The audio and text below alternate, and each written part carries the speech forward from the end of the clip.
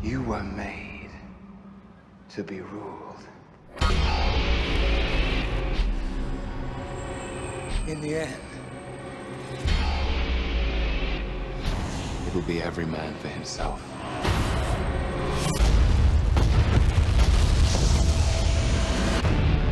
Hey, true believers, Englentine here, continuing the ranking of the Marvel movies with the Avengers, the big one. And when I watched this movie, I just thought, wow, you know what? Warner Brothers was freaking stupid when I think what they did with the DC. Marvel literally laid out the blueprints on how to do this. There is no real story here to get in the way of the plot. It's got character moments. Don't get me wrong, and I love the interaction between the characters, but we knew who they were, so we knew their motivations, and we knew how and why they reacted to everything. Therefore, they could just get down to the nitty-gritty. And this movie is basically all nitty-gritty. There is not a lot of filler. We get a little bit with Hawkeye and such. We get a little bit to say, this is what's happening, now go! That's it. That's all. That's all there is to it. Really. It's just a lot of fun. There was an idea to bring together a group of remarkable people. So when we needed them, they could fight the battles that we never could.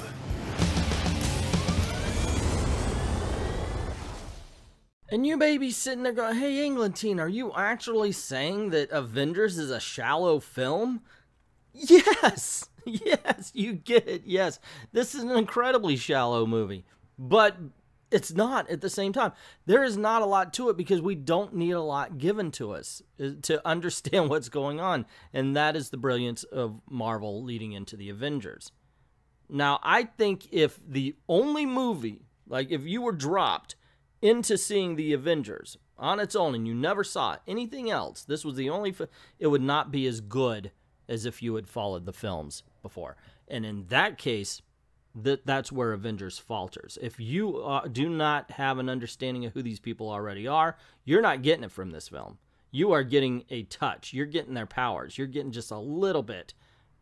This film truly relies on the others, and some may say that's its greatest weakness, and I wouldn't be able to argue against that. Gentlemen, What are you prepared to do? No offense, but I don't play well with others. Big man in a suit of armor. Take that away. What are you? Genius, billionaire, playboy, philanthropist. Actually, I probably could argue against that. It's not a vapid movie. It's not an unintelligent film. It does give you all of the information as to why things are happening, just not who these characters are, because it assumes that you've already seen all of the movies. That being said, also the reaction to this film, I will bet money on this, not really because I don't have any, that when it is remembered, it's remembered on a visceral level more than an intellectual one.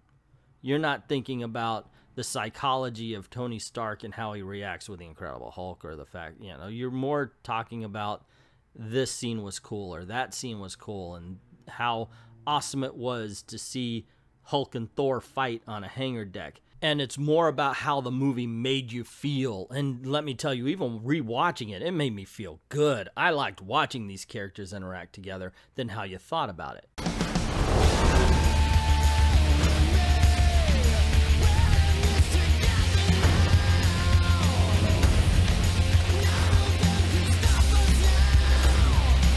If we can't protect the Earth, you can be damn sure we'll avenge it. If there were any character that truly had some growth within this movie, it would be Tom Hiddleston as Loki. And that's because if you watch, he plays this as a character who wants to be in power, but he understands that he's not. Even in this new situation where he's promised the Earth, he understands that he will be beneath somebody far scarier than anything he's ever seen before. So there's always, if you watch how he plays this role, he's always on edge. He's always feeling as if even though he's projecting confidence, he's feeling like he has no control over the direction his life is going. Watch his eyes. Watch the way he plays it. That's how I got it anyway. I hope I'm right, because that kind of makes it cool. Anyway, I think also that's why Loki is the best villain of the Marvel Universe.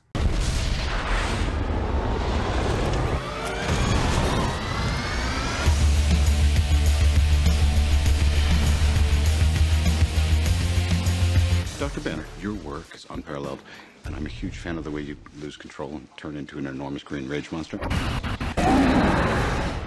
Thanks. Okay, let's get down to the nuts and bolts, and I'm going to piss people off about, I think. And here's the thing. It's a cool film. It's a great movie for comic book geeks. It's tons of fun. We get to see some great matchups. Thor versus Iron Man, Thor versus Hulk. I just love watching this. I like to watch the fight with Loki and Captain America as well. It's just tons of fun. It's really cool. And it works for any fan of Marvel movies. It's top notch. When you get it by itself, though, it really doesn't give all of the information somebody would need. And I understand these movies are huge. Who the hell is not going to already know about these people? But I have to be honest. That is my curse, ladies and gentlemen. When I do a review, I have to be honest. And what I think and what I feel about the movie are two different things. So when it comes right down to ranking them, Iron Man 2 is still the worst at number 6.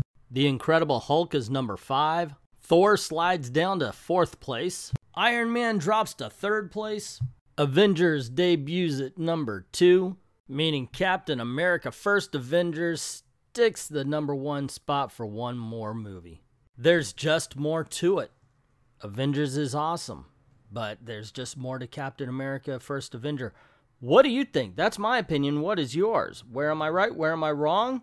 Let me know in the comments below, but let me know why. Don't be one of those dumbasses. You're just stupid. Because trust me, that's how I hear you when you just kind of put that stuff. If you give a good argument, that's different. I like that. I love different opinions. So put those in the comments below. Also, if you like this video, you want to see more, click like, click share, click subscribe to see more. Even if you think you're subscribed, make sure you really are, because YouTube's messed things up in that direction. Also, make sure that notification bell has been rung so you don't miss anything around these parts, because cool things happen. Hey true believers, ENGLENTINE here. Now, you've heard me say on many a video, this is my only job, so please go on over to Patreon, drop $1 in the till. Help us keep the lights on, help us keep making videos for you. So I decided, here's something nice to do. Why not, in order to say thank you, have a graphic novel giveaway? And so I figured, why not? And Superman in the 70s is this month's giveaway to anybody who donates $1 or more. The drawing will be on March 6th. We do have 2 tiers. When available, we're going to be giving away hardcovers as well. And this month, we're doing both. One for the $1 or more and one for the $5 or more.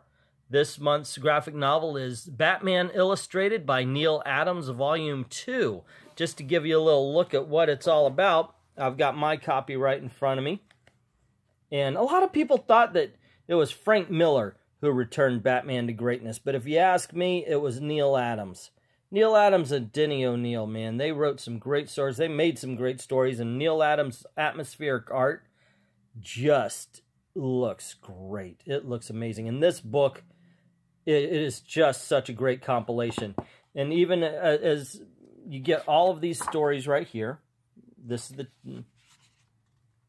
And then you get introductions and forewords. So you get the history behind it as well as the stories. So yes, please go on over to Patreon. Drop $1 in the till. Get in the running to win Superman in the 70s, or drop $5 or more in the till and get in the running to win Batman Illustrated by Neil Adams, Volume 2. I'd like to thank everybody who's already done that, and to everyone, thank you very, very much for watching.